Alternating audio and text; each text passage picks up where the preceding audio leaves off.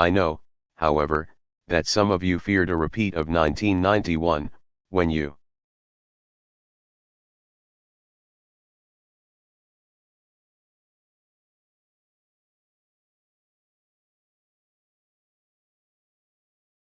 thought Saddam's rule was being ended, but he stayed, and you suffered.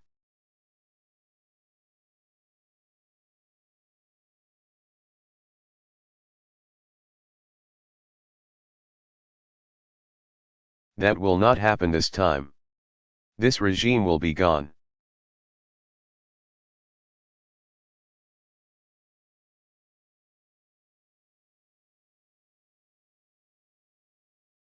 And ended. And then we will work with you to build the peaceful, prosperous Iraq that you want, and that you deserve.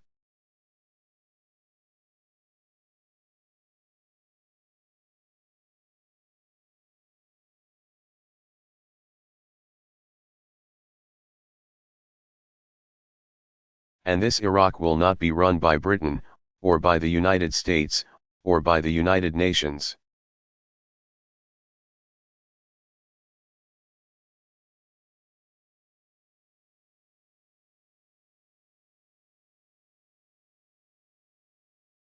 It will be run by you, the people of Iraq.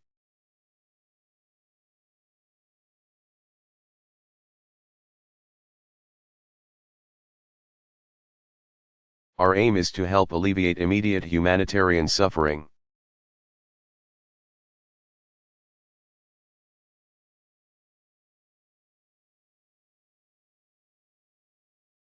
And to move as soon as possible to an interim authority that is run by Iraqis.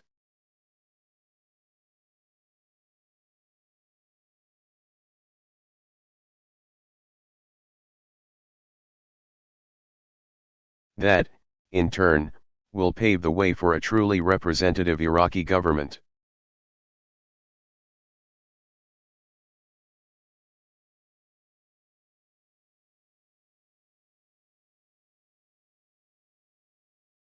Which respects human rights and the rule of law and spends Iraq's wealth not on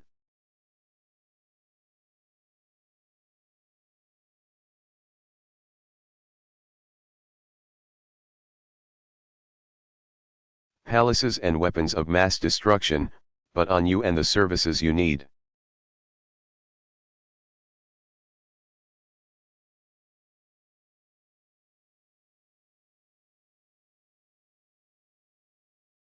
Saddam Hussein and his regime plundered your nation's wealth, while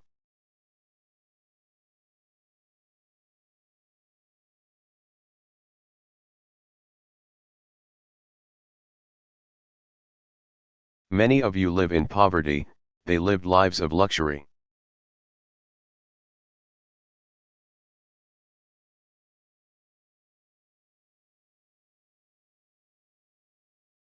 Saddam became one of the richest men in the world. His money stolen from you, the Iraqi people.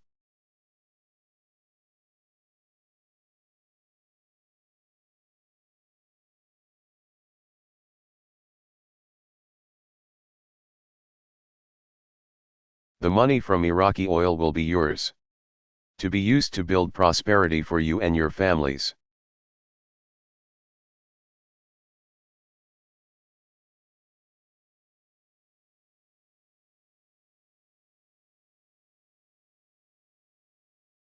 I know too from my meetings with Iraqi exiles who live in Britain that you are an inventive, creative people.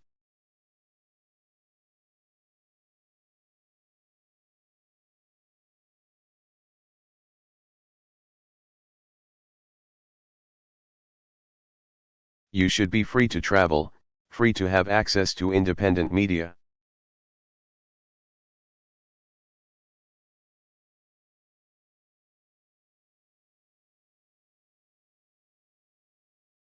Free to express your views, free to develop your culture.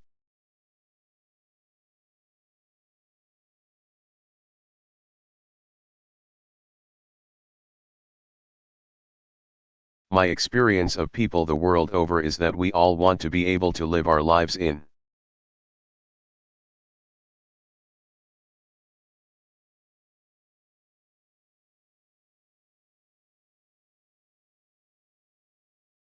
Peace and security. We all want to give our families the chance of a decent life and a future.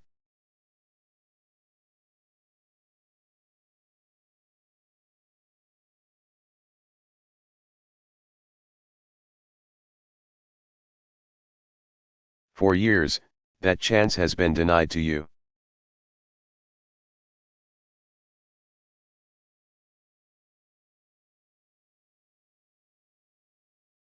Millions of your countrymen and women have been forced to leave. Many thousands have been murdered.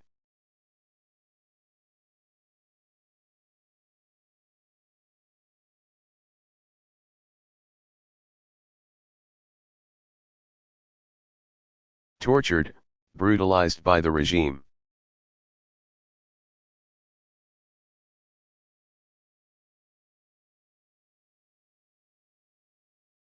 Now we want to give you the chance to rebuild your country. To rebuild.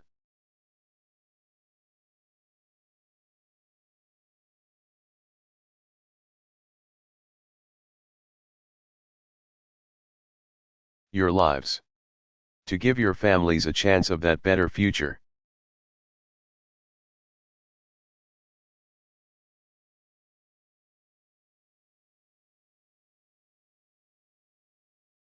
So it is in the spirit of friendship and goodwill that we now offer our help.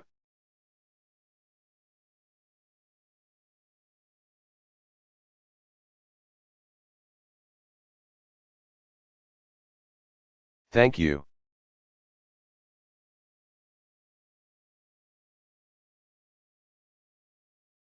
Carrie Chapman Catt.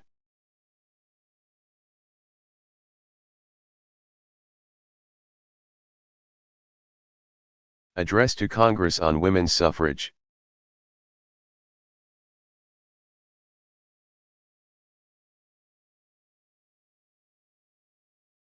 Delivered November 1917, Washington, D.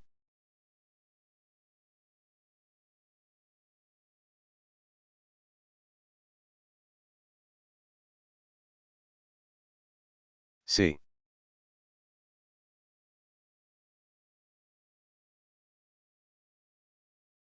Woman suffrage is inevitable.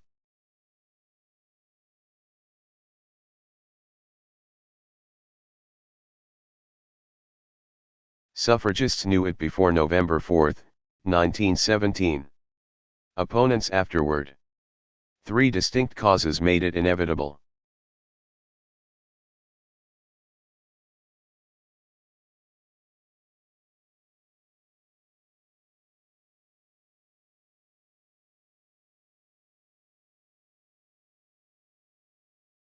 First, the history of our country.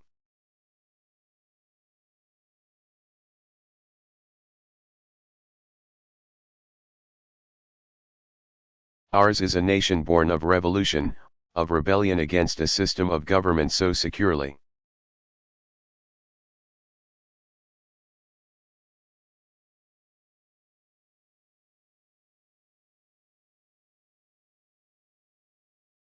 entrenched in the customs and traditions of human society that in 1776 it seemed impregnable.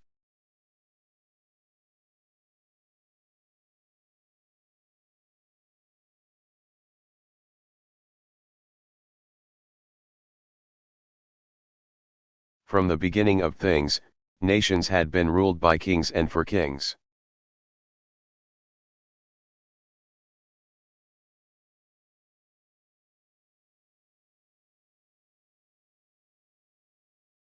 While the people served and paid the cost. The American revolutionists boldly proclaimed the heresies: taxation without representation is tyranny.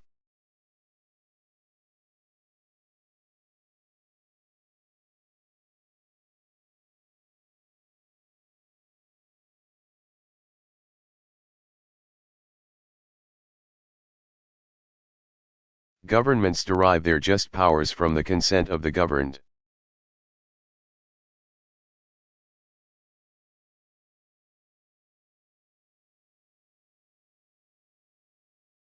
The colonists won, and the nation which was established as a result of their victory has held unfailingly.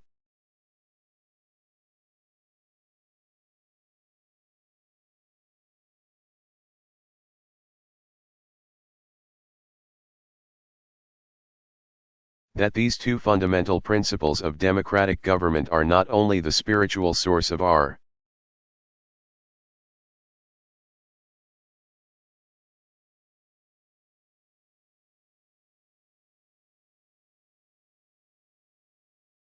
national existence but have been our chief historic pride and at all times the sheet anchor of our liberties.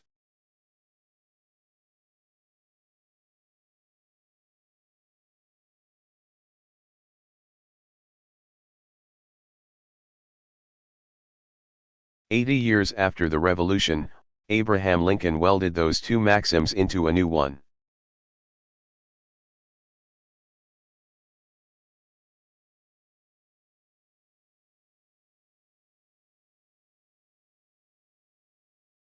Ours is a government of the people, by the people, and for the people.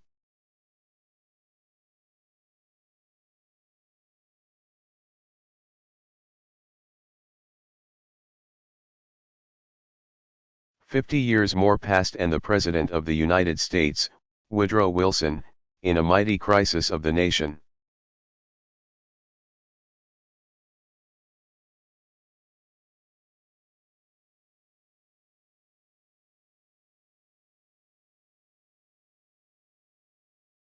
Proclaimed to the world, we are fighting for the things which we have always carried nearest to our hearts.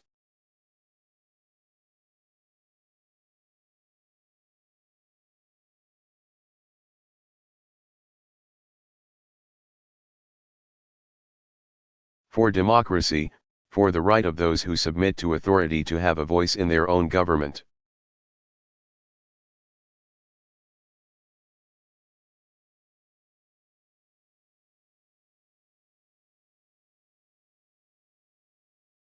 All the way between these immortal aphorisms political leaders have declared unabated faith in their truth.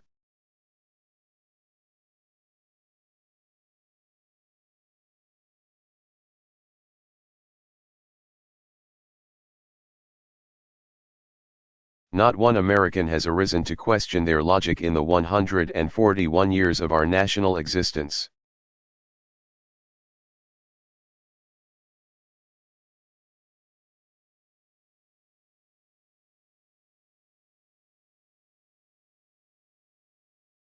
However stupidly our country may have evaded the logical application at times.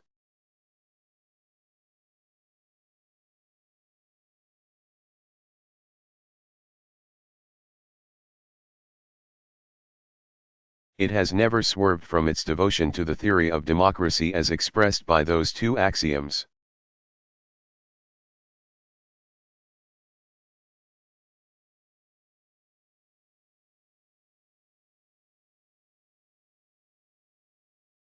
With such a history behind it, how can our nation escape the logic it has never failed to follow?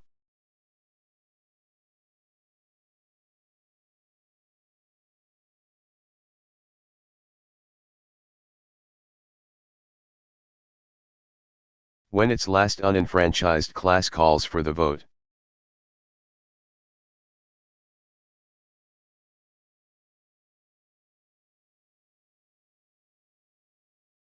behold our Uncle Sam floating the banner with one hand.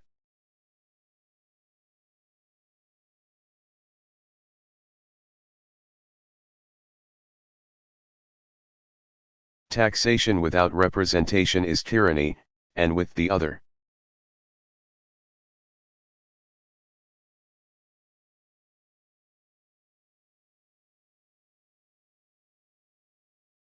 Seizing the billions of dollars paid in taxes by women to whom he refuses representation.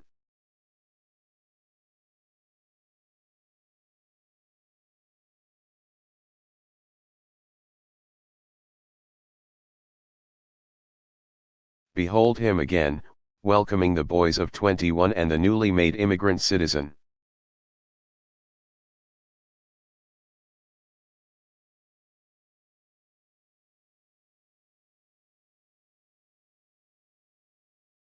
To a voice in their own government while he denies that fundamental right of democracy.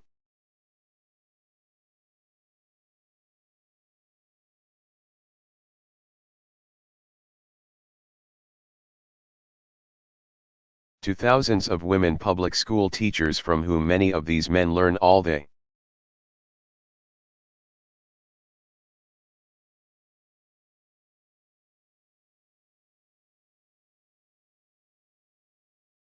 know of citizenship and patriotism, to women college presidents.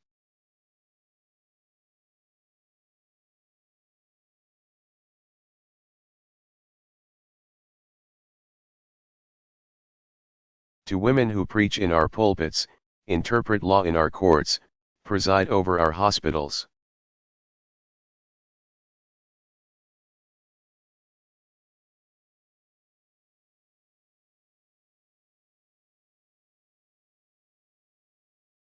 Write books and magazines, and serve in every uplifting moral and social enterprise.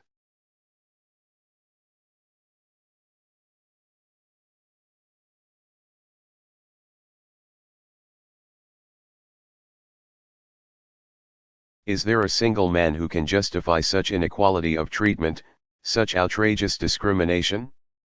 Not one.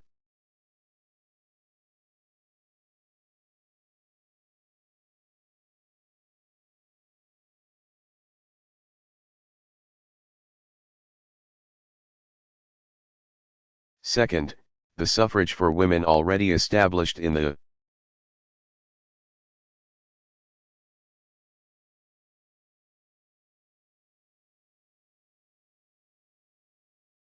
United States makes women's suffrage for the nation inevitable.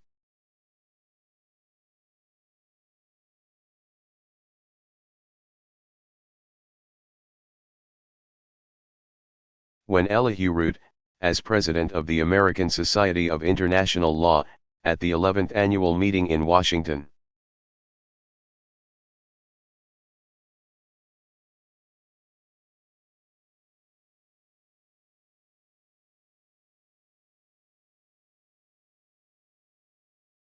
April 26, 1917, said, "The world cannot be half democratic and half autocratic."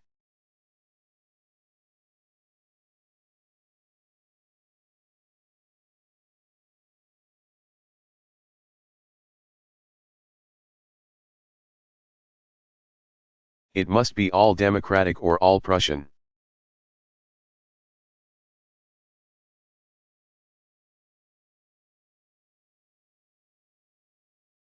There can be no compromise, he voiced a general truth.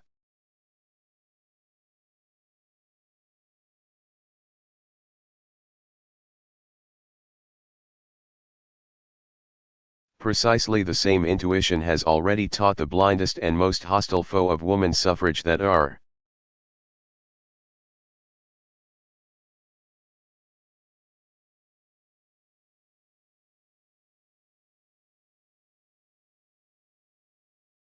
nation cannot long continue a condition under which government in half its territory rests upon the consent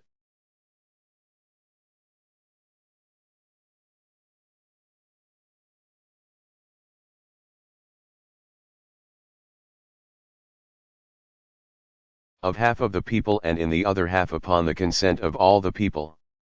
A condition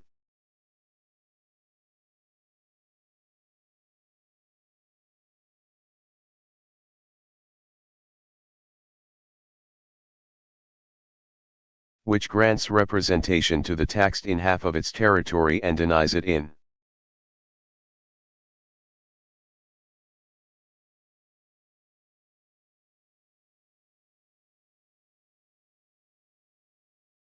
the other half, a condition which permits women in some states to share in the election of the president.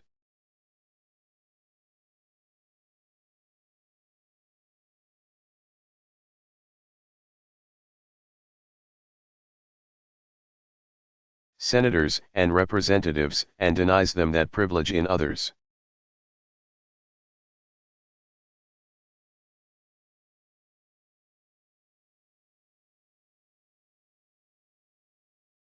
It is too obvious to require demonstration that woman's suffrage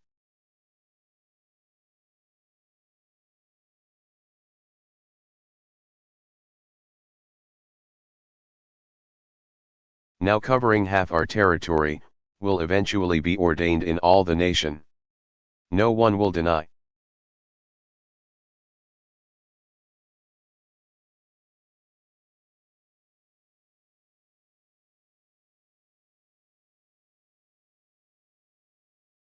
It. The only question left is when and how will it be completely established.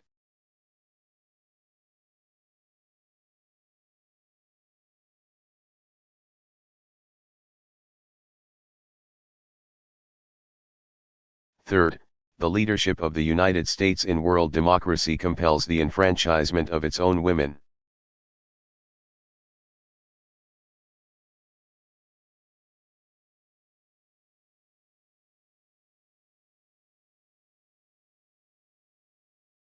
The maxims of the Declaration were once called fundamental principles of government.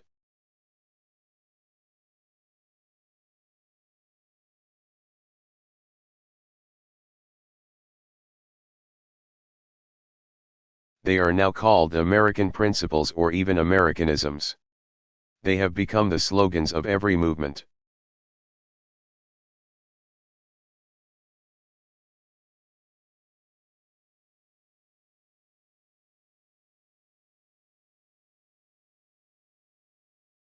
Toward political liberty the world around, of every effort to widen the suffrage for men or women in any land.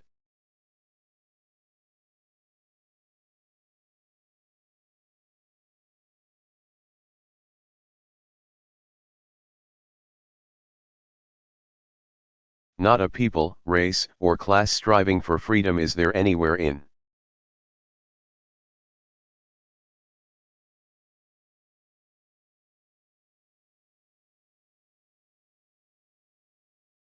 The world that has not made our axioms the chief weapon of the struggle.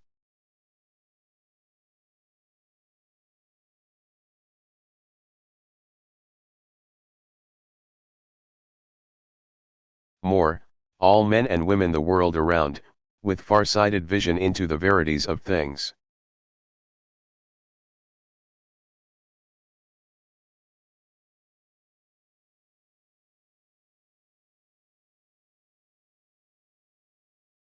Know that the world tragedy of our day is not now being waged over the assassination of an archduke.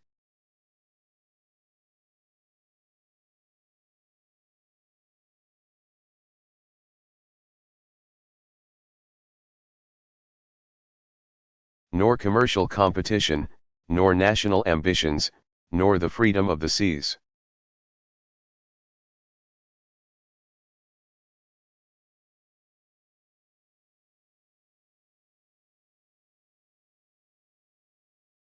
It is a death grapple between the forces which deny and those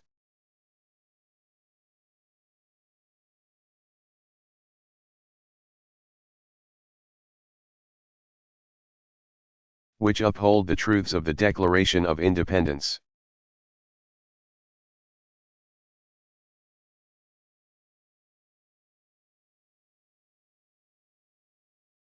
Do you realize that in no other country in the world with democratic tendencies,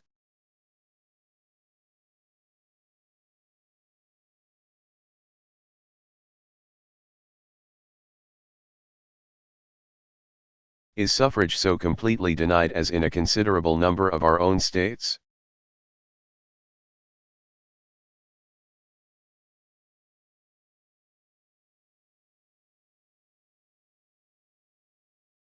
There are 13 black states where no suffrage for women exists.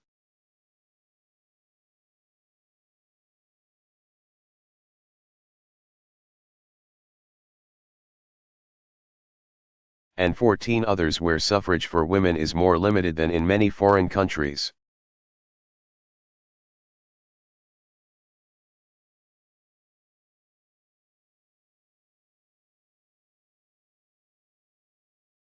Do you realize that when you ask women to take their cause to state referendum you compel them to do this?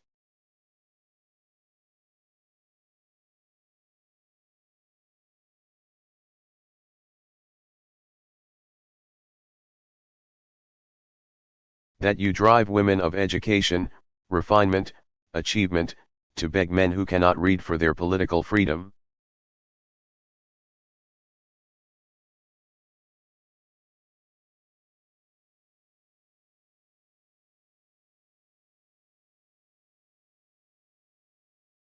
Do you realize that such anomalies as a college president asking her janitor to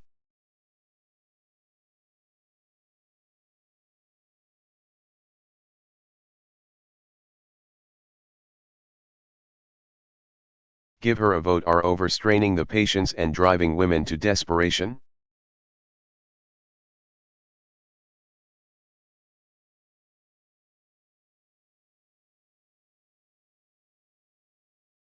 Do you realize that women in increasing numbers indignantly resent the long delay in their enfranchisement?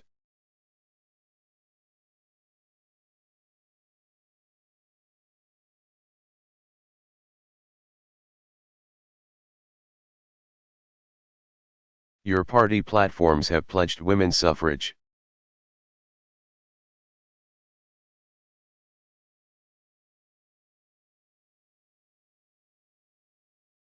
Then why not be honest, frank friends of our cause?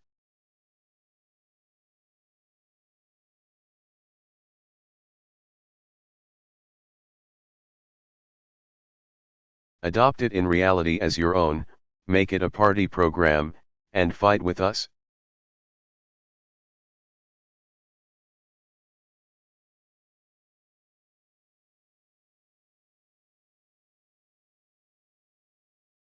As a party measure, a measure of all parties, why not?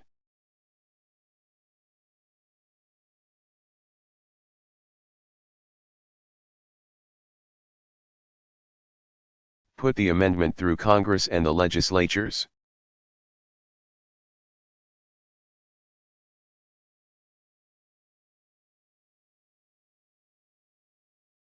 We shall all be better friends, we shall have a happier nation.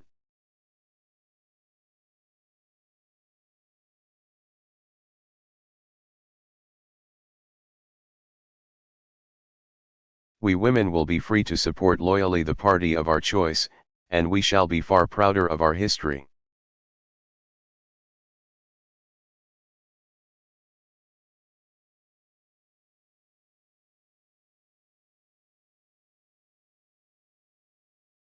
There is one thing mightier than kings and armies,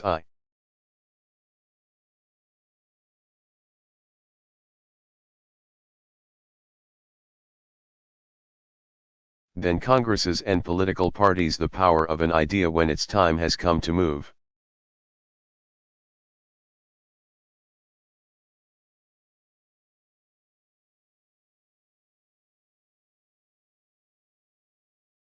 The time for woman's suffrage has come.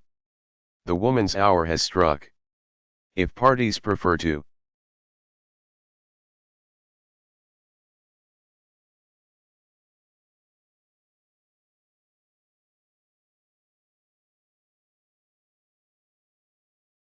postpone action longer and thus do battle with this idea, they challenge the inevitable.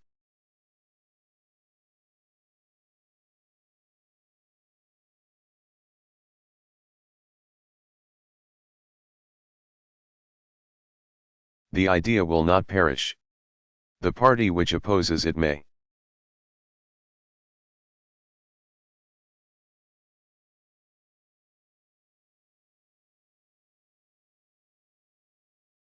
Every delay, every trick, every political dishonesty from now on will antagonize the women of the land more and more.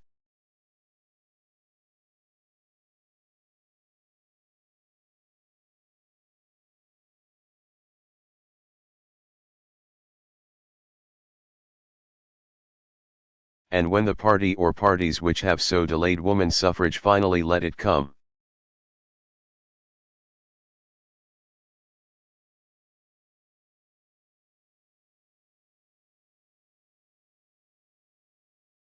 their sincerity will be doubted and their appeal to the new voters will be met with suspicion.